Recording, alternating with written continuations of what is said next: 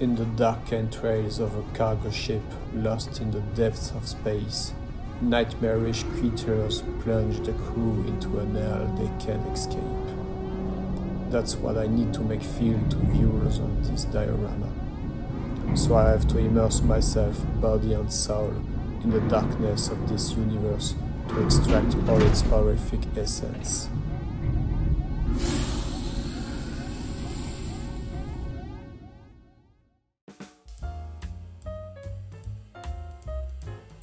Well, in the end, rather than staying cooped up in a dark room, I decided to start beginning the design of my diorama on my sofa. Of course, my principal inspiration is the movie from '79 and concept arts from Alien Romulus and, of course, the game Alien Isolation that I finished for the first time. Usually, when I'm working on my project, I first think about the overview of the diorama before working on the details. But in this case, I had a lot of trouble doing that, and after a few concepts that didn't work, I decided to model different rooms and corridors individually, which I then assembled together. This allowed me to move forward, but it also required a lot of adjustment to make the different blocks work properly together, while taking up as little space as possible. I have entire room that I fully modeled but aren't in the final diorama. This project is 100% done in 3D. I'd already done a lot of 3D work on my previous diorama, as my Batman diorama, for example, but I'd never gone so far.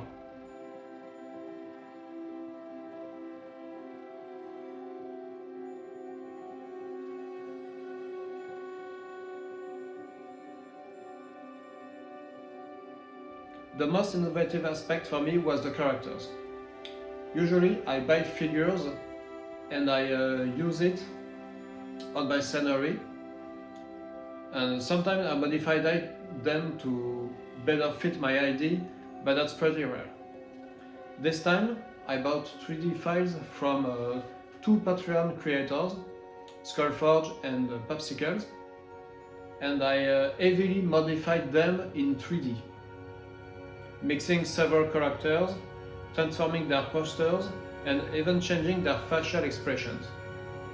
Most of the time, miniatures have warrior or neutral poses, which is practical for wargaming, but doesn't tell much of story in dioramas. This method allowed me to tell exactly the story I wanted to make.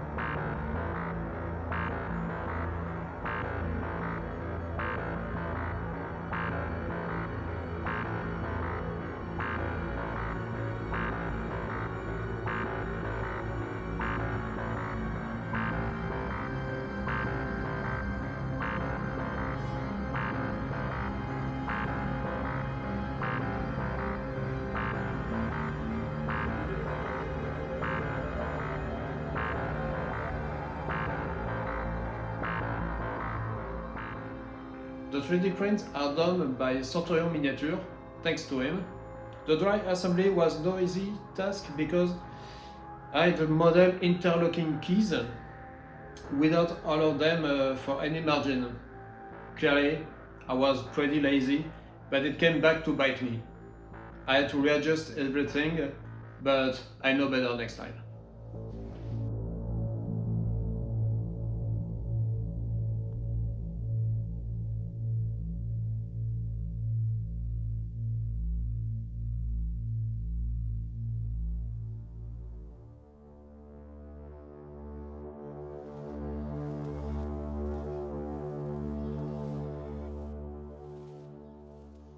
For the painting part, the biggest challenge is the OSLs, those light effects that give the atmosphere of the diorama.